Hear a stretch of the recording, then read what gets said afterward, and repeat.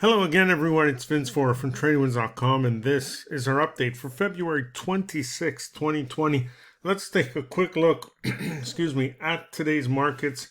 Well, we were higher this morning, actually fairly significantly higher, about 460 points on the Dow before a complete reversal and rollover. And by the end of it, the Dow finished lower by 123 points.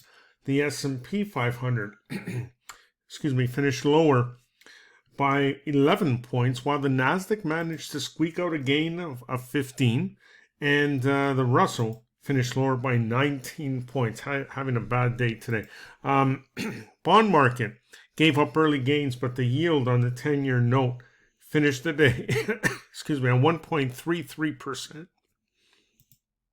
Crude oil was down sharply as well, down another $2.34 or 1.17%, while gold gave back about $4 and the dollar managed to bounce a little here compared to the past four sessions there. Now, after market close, big announcement here, and it came from Microsoft. They came out to say that they no longer expect to meet the quarterly revenue guidance that it previously provided for the segment that includes Windows. That's a big deal. Again, cause coronavirus. So Microsoft actually finished higher during the regular session, but right now it is trading lower by about 3 points or 1.7%. So again, we're starting to see a trickle effect here, and company after company coming out to either withdraw or lower their guidance for 2020.